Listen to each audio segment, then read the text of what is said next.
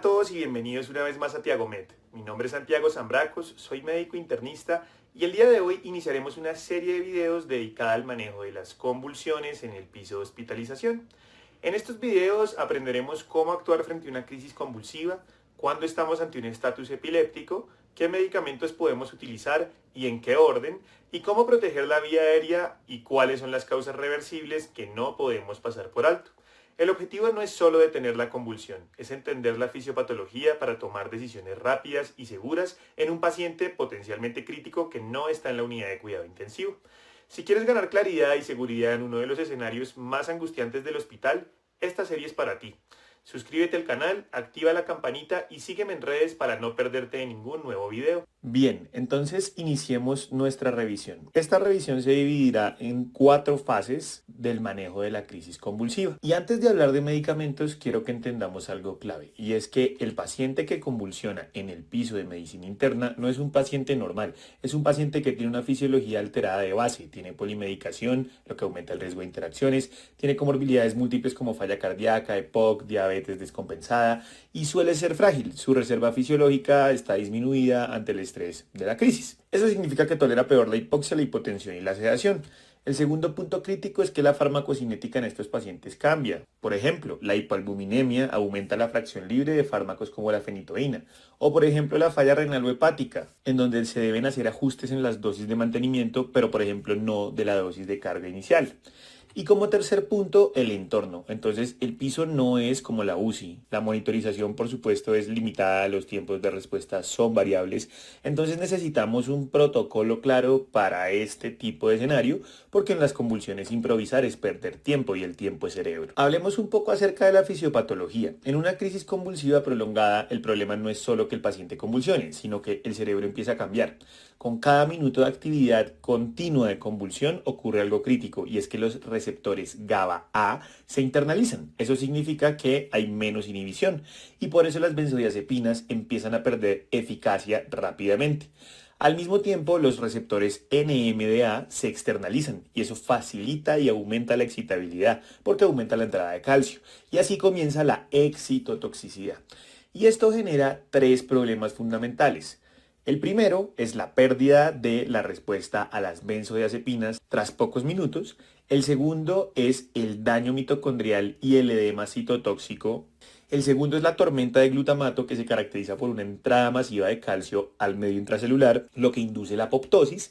Y el tercero es el daño mitocondrial, que eventualmente concluye en edema citotóxico. Y de esta forma la crisis se vuelve progresivamente refractaria al tratamiento convencional. El objetivo absoluto es que detengamos la actividad eléctrica y clínica de la convulsión antes del minuto 30. A eso es a lo que le llamamos el punto T2. Si no detenemos la actividad eléctrica antes de ese punto, comienza la muerte neuronal irreversible. Por eso no esperamos, porque el tiempo es cerebro. Entonces, antes de hablar de las decisiones clínicas respecto a una convulsión, debemos definir algunos conceptos. Lo primero es el punto T1. Que el punto T1 hace referencia a que si una crisis convulsiva dura más de 5 minutos ya no se considera más autolimitada, porque los mecanismos fisiológicos que normalmente detendrían una convulsión han fallado. Y en ese momento hablamos de estatus epiléptico inminente. Aquí la acción es clara, es iniciar tratamiento agresivo, no observar, no esperar. Segundo, el punto T2, que ocurre a los 30 minutos. A partir de este momento comienza la muerte neuronal irreversible y la lesión citotóxica.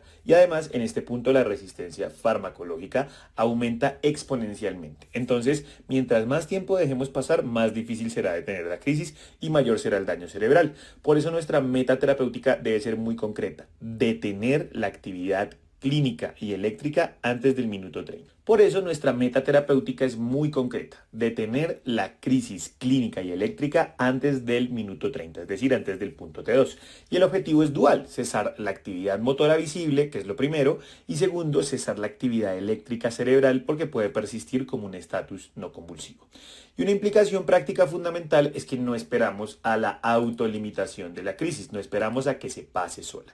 Si el paciente convulsiona al llegar o lleva más de 5 minutos según testigos, se debe tratar como un estatus epiléptico establecido. Entonces realmente la diferencia entre una crisis y un estatus epiléptico es puramente temporal y el tiempo ya está corriendo cuando lo vemos.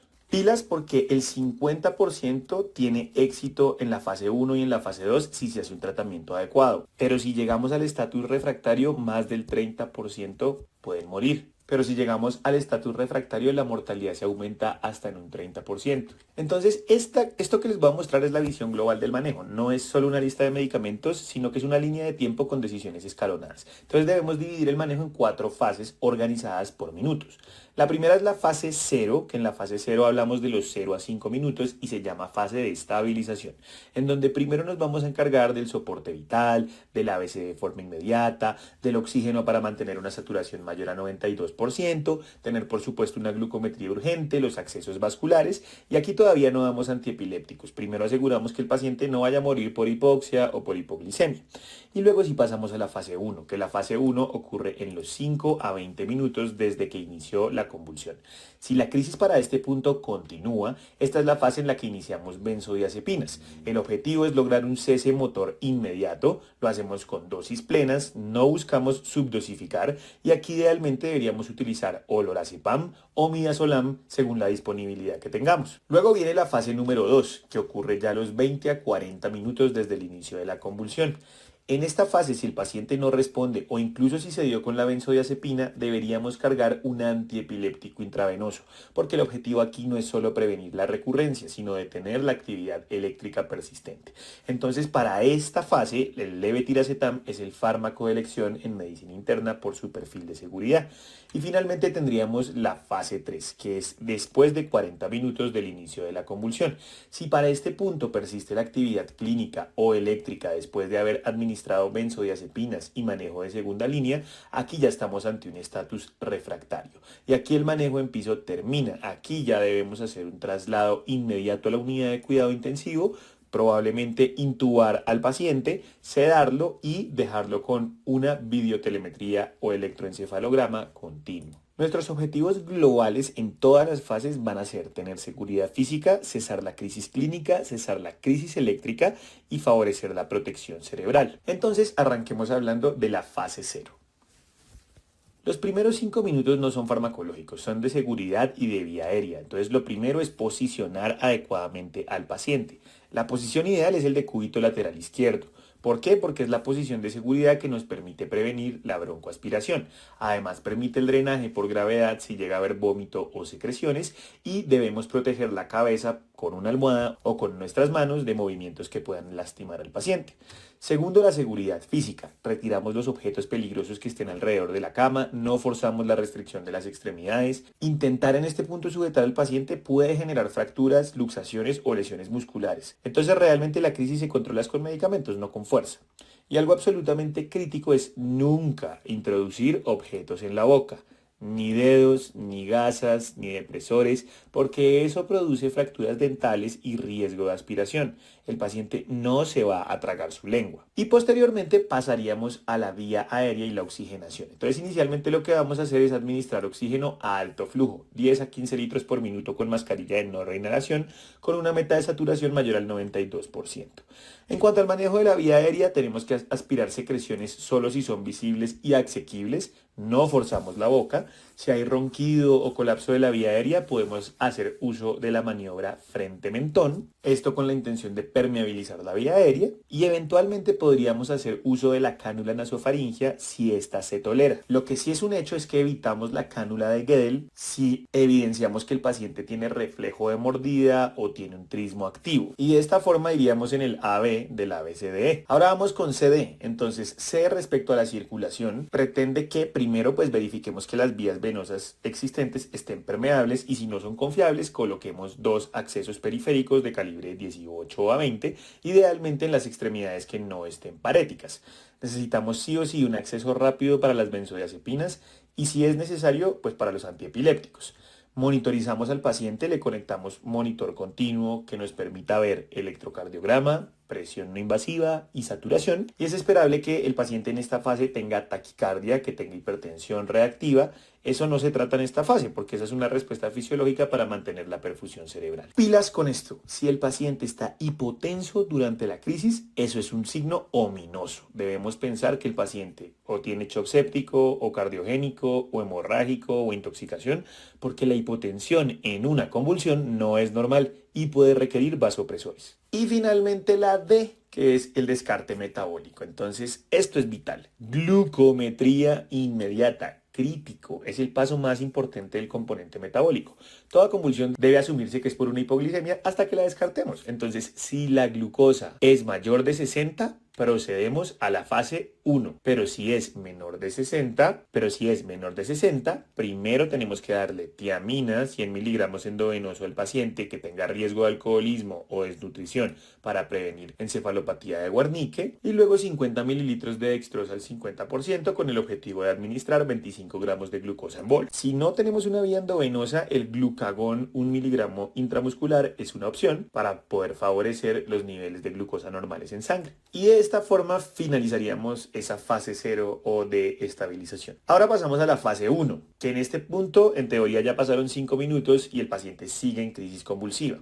Aquí el objetivo es uno solo y es el cese motor inmediato. Y en este caso la herramienta son las benzodiazepinas. Entonces primero debemos dosificar adecuadamente, es decir, dosis plena. No subdosificar, porque el daño neuronal por crisis prolongada es más peligroso que la depresión respiratoria farmacológica. Si el paciente hace apnea, pues se maneja con bolsa, válvula, mascarilla, pero una dosis insuficiente nos va a favorecer la refractariedad.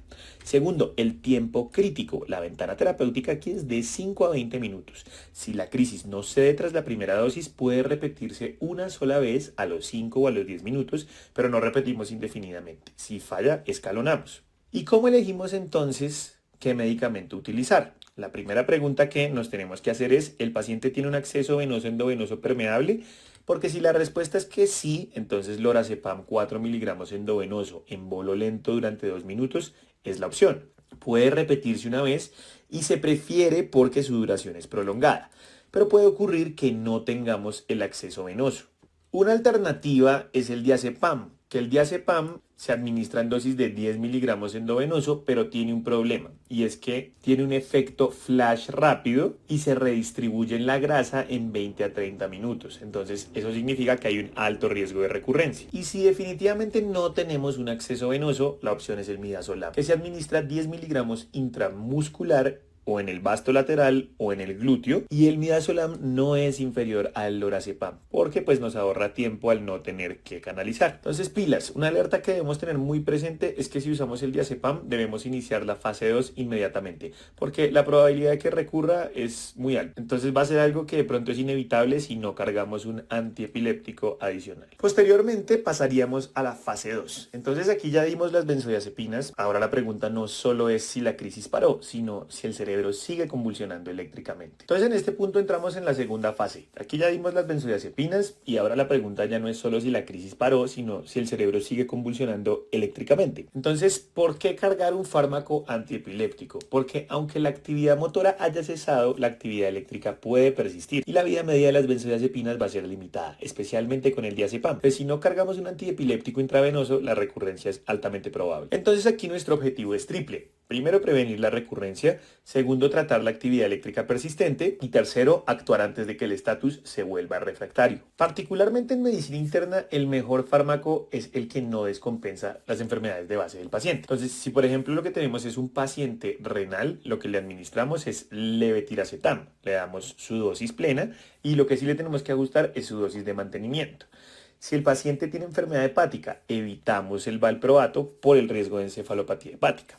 Si el paciente es cardiópata, preferimos el levetiracetam o el valproato y evitamos la fenitoína por el riesgo de hipotensión y de arritmias. Y por último, si el paciente está polimedicado, es un paciente con antecedente de VIH o es un paciente trasplantado, el levetiracetam es el medicamento preferido por la ausencia de interacciones. Y es importante entender que hay estudios que ya han comparado levetiracetam, valproato, fosfenitoína en los estatus resistentes a las benzodiazepinas y nos han mostrado que la eficacia es equivalente. Entonces los tres medicamentos han mostrado eficacias hasta del 47 al 50% y eso lleva a que entonces no elijamos por una superioridad de eficacia, sino realmente por su perfil de seguridad y según las comorbilidades del paciente. Entonces arranquemos hablando del levetiracetam. Este suele ser nuestro fármaco de elección por su seguridad hemodinámica y la ausencia de interacciones. Se llama Keppra, su nombre comercial. La dosis de carga en estatus epiléptico es de 60 miligramos por kilo intravenoso, con una dosis máxima de 4.500 miligramos.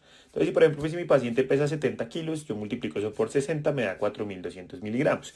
Y algo muy importante es que la dosis de carga no se ajusta por la función renal. Siempre se le da la dosis plena para poder saturar los receptores de forma inmediata. Su mecanismo de acción radica en que el medicamento actúa uniéndose a la proteína vesicular sináptica SV2A, lo que disminuye la liberación de glutamato y estabiliza la hiperexcitabilidad neuronal. Tiene varias ventajas. La primera es que no produce hipotensión ni arritmias, es ideal en pacientes inestables o en choque, no tiene metabolismo hepático significativo y lo hace ideal en pacientes con VIH, cáncer, anticoagulados o polimedicados. Se debe pasar durante 15 minutos y su velocidad aproximada es de 2 a 5 miligramos por kilo por minuto. Y algo muy importante es que recuerden, la dosis de carga no se ajusta, pero la dosis de mantenimiento sí. Entonces, en falla renal debemos ajustar la dosis diaria y administrar la dosis suplementaria post-diálisis porque el medicamento es dializable. Ahora, el Keppra es bien tolerado generalmente. Sin embargo, debemos vigilar que el paciente no tenga irritabilidad o agitación, que es algo que se le conoce como el Keppra Rage. Y por otra parte, también puede generar somnolencia, aunque un poco menos que las benzodiazepinas. Ahora vamos con el ácido valproico. El valproato es una alternativa válida en la fase número 2, especialmente cuando las epilepsias son generalizadas primarias o cuando el levetiracetam está contraindicado. En estos casos, la dosis de carga es de 40 miligramos por kilo endovenoso, con una dosis máxima de 3.000 miligramos. Y un ejemplo práctico sería paciente 70 kilos, multiplicamos por 40, nos da 2.800 miligramos. Y eso lo vamos a administrar en 10 a 15 minutos a una velocidad de 3 a 6 miligramos kilo por minuto. Es especialmente útil en pacientes que tengan epilepsias generalizadas primarias y tiene una eficacia comparable al levetiracetam y a la fosfenitoína. Pero pilas, debemos conocer su perfil farmacológico. Entonces es un inhibidor enzimático potente, aumenta niveles tóxicos, por ejemplo, de lamotrigina, de fenobarbital. Entonces siempre hay que revisar el Cardex, los medicamentos que esté recibiendo el paciente. Y está contraindicado en pacientes que tengan falla hepática aguda o que tengan cirrosis descompensada. En el embarazo, por su alto riesgo teratogénico, tampoco lo deberíamos utilizar porque se asocia a malformaciones del tubo neural. Riesgos agudos asociados: puede inducir hiperamonemia, inclusive en pacientes que no tengan alteración hepática evidente, puede generar trombocitopenia o disfunción plaquetaria, y en pacientes que tengan una encefalopatía preexistente la pueden empeorar. Vamos ahora con la fenitoína. La fenitoína es la opción clásica de segunda línea, sigue siendo eficaz, pero es probablemente el fármaco que más errores técnicos genera en el piso. La dosis de carga es de 20 miligramos kilo endovenoso, entonces en un paciente de 70 kilos pues serían por ejemplo 1.400 miligramos. Pero pilas, la fenitoína es saturable, entonces pequeños aumentos en la dosis pueden generar grandes aumentos en los niveles séricos. Y la velocidad de infusión es el punto crítico acá. ¿Por qué? Porque la toxicidad cardiovascular va a depender directamente de la velocidad de infusión. La fenitoína no debería administrarse a más de 50 miligramos por minuto y solo se puede diluir en solución salina al 0.9%. Nunca en dextrosa porque se precipita y puede causar hipotensión profunda. ¿Y cuáles son los riesgos cardiovasculares a los cuales se asocia? A la hipotensión profunda y a las arritmias, particularmente bloqueos atrioventriculares o bradicardia. Eso hace que tengamos que tener al paciente monitorizado continuamente. Ahora, pilas, la fenitoína se une aproximadamente 90% a la albúmina y en hipoalbuminemia o uremia la fracción libre activa va a aumentar. Entonces el nivel total puede parecer normal, pero el paciente puede estar intoxicado. Entonces hay que utilizar una fórmula que es la fórmula de Winter-Tosser o medir la fracción libre para poder calcular la fenitoína corregida en pacientes que estén desnutridos o con síndrome nefrótico. Y una precaución crítica que debemos tener es que la extravasación de la fenitoína puede causar necrosis tisular severa. Esto se le llama el síndrome del guante púrpura, entonces siempre deberíamos optar por una vía gruesa. Vamos ahora con la lacosamida. La lacosamida es una opción emergente en la fase 2, especialmente cuando otras alternativas no son viables o están contraindicadas. La dosis de carga en el estatus es de 200 a 400 miligramos IV en bolo. Es una dosis fija, no requiere ajuste por peso en la dosis de carga y se infunde en aproximadamente 15 minutos. Su mecanismo de acción radica en actuar sobre los canales de sodio voltaje dependientes, pero a diferencia de la fenitoína, favorece la inactivación lenta del canal. Eso hace que se estabilice la membrana neuronal hiperexcitable. Su perfil farmacológico es súper bueno, es muy limpio, prácticamente sin interacciones enzimáticas, a diferencia de la fenitoína, y menor toxicidad hepática comparada con el valproato. Eso hace que sea muy útil en pacientes polimedicados. Tiene un riesgo cardíaco y es que puede prolongar el intervalo PR y en algunos casos generar bloqueos atrioventriculares o bradicardia. Entonces siempre se recomienda tener un electrocardiograma previo a la administración de la lacosamida si es posible y la monitorización del mismo durante la infusión. Como consideraciones especiales, en insuficiencia renal severa debe ajustarse la dosis de mantenimiento si la tasa de filtración glomerular está por debajo de 30 mililitros por minuto. En falla hepática severa lo podemos usar, pero debemos tener precaución. Y de esa forma entonces se resumen nuestras 4 opciones para los fármacos de segunda línea con sus correspondientes órganos críticos, ventajas y riesgos y alertas. Recordemos, el estudio ESET mostró que las eficacias son equivalentes, por eso la decisión no es por eficacia, siempre va a ser por seguridad y por comorbilidades. Y aquí ya llegamos a la fase 3, que es la fase del estatus refractario. Aquí ya no estamos en manejo de piso. ¿Cómo se define el estatus refractario? Se define como la persistencia de la actividad convulsiva, clínica o electroencefalográfica después de haber recibido una benzodiazepina a dosis plena y después de haber tenido una carga adecuada de un fármaco antiepiléptico de segunda línea. Si fallamos a eso, el manejo en hospitalización general termina. Este es un paciente que toca trasladar de forma urgente a la unidad de cuidado intensivo, porque la mortalidad en el estatus refractario está entre el 30 al 40%. Entonces esto ya no es una crisis, es una emergencia neurológica crítica. Y aquí nuestras prioridades terapéuticas son primero garantizar la vía aérea, se intuba orotraquealmente al paciente con secuencia rápida de intubación de forma obligatoria. Segundo, la sedación anestésica. Aquí ya el objetivo no es solo detener la convulsión visible, sino apagar la tormenta eléctrica cerebral. Y tercero, tener un control con electroencefalograma continuo porque puede haber una disociación electromecánica y vemos que el cuerpo está quieto pero el cerebro sigue convulsionando.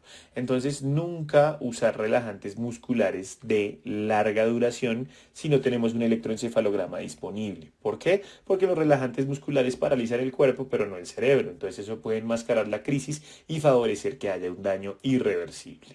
Esta trampa de los relajantes musculares está especialmente asociada con medicamentos como el becuronio o como el pancuronio, entonces deberíamos evitarlos si no contamos con un electroencefalograma continuo disponible.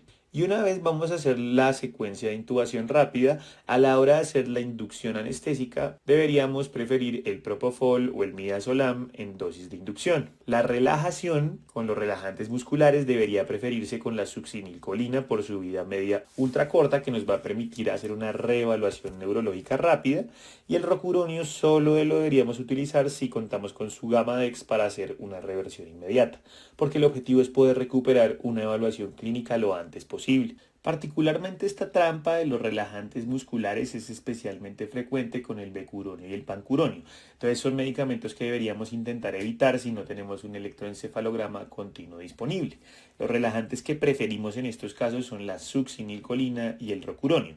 La succinilcolina particularmente por su vida media ultra corta, que eso nos sirve porque la idea es que podamos reevaluar clínicamente el estado neurológico del paciente de forma rápida. El rocuronio también es una opción, pero solo si hay su gamma dex disponible para su reversión, porque el rocuronio puede durar hasta 40 minutos su efecto. Y de esta forma poder evaluar clínicamente la actividad motora del paciente, porque acuérdense del cerebro en llamas, que es la disociación electromecánica en donde el cuerpo está quieto por la parálisis química por los medicamentos, pero las neuronas siguen descargando llevando un daño irreversible y a la muerte neuronal. Idealmente en la secuencia de intubación rápida, en la inducción preferimos utilizar propofol o midazolam a dosis de inducción y en la relajación los medicamentos que ya nombramos, succinilcolina y rocuronio. Para poder apagar adecuadamente esta actividad eléctrica cerebral, el propofol es una de las opciones más utilizadas. Se administra en bolo de 2 a 5 miligramos por kilo endovenoso y una infusión de 2 a 10 miligramos kilo por hora. La ventaja clave en este caso es que su vida media es ultra corta, entonces eso nos permite hacer ventanas de despertar para evaluar el estado neurológico. Pero pilas porque produce hipotensión significativa. Entonces si lo usamos en dosis altas por más de 48 horas, otro de los problemas que debemos tener presente es el síndrome de infusión de propofol, que se caracteriza por acidosis metabólica, rhabdomiólisis y colapso cardiovascular. Entonces hay que vigilar muy de cerca esa posibilidad. Otra opción es el midazolam. El midazolam se administra en infusión continua, pero debe recibir un bolo de 0.2 miligramos por kilo y luego si se continúa la infusión a 0.5 a 2 miligramos kilo por hora. Su ventaja es que tiene una mayor estabilidad hemodinámica que el propofol y es preferido si el paciente está inestable. La desventaja es que se acumula en el tejido adiposo y en falla renal, entonces el despertar puede llegar a tardar días después de suspenderlo. Finalmente, la última opción es la ketamina, que se puede administrar en bolo de 1 a 4 miligramos por kilo, seguido de infusión de 1 a 10 miligramos kilo por hora. Es útil por su efecto antagonista NMDA, lo que lo hace especialmente útil en estatus suprarrefractario, cuando ya se ha internalizado el GABA y hay un predominio glutamatérgico.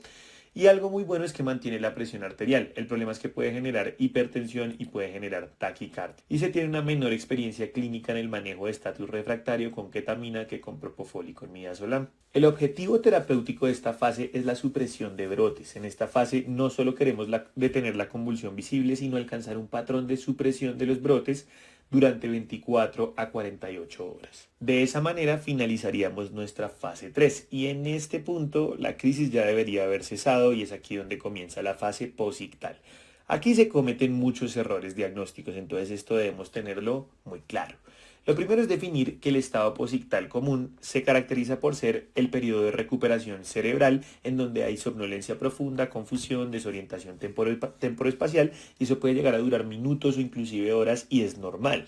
También puede aparecer la parálisis de TOT, que algunos pacientes la presentan y que hace referencia a una hemiparesia focal transitoria después de la crisis. Eso es por un fenómeno de agotamiento neuronal postdescarga que podría simular un ACV, pero que suele ser reversible. Ahora, pilas, si la focalidad neurológica persiste más de 24 horas o si hay una focalización neurológica nueva sin un antecedente de epilepsia focal, debemos asumir que puede haber una lesión estructural aguda hasta demostrar lo contrario. Entonces la acción inmediata termina siendo hacer una tomografía de cráneo urgente para descartar que no tenga un accidente cerebrovascular. Ahora, también puede ocurrir que muchos pacientes despierten combativos. Entonces eso no es por agresividad, sino por miedo y por desorientación. Y en este caso el manejo de la agitación se hace con benzodiazepinas si se requiere sedación. Se trata de evitar antipsicóticos como el haloperidol porque pueden disminuir el umbral convulsivo. Y algo muy importante es el control ambiental. Una luz tenue, bajo ruido, reorientación verbal constante.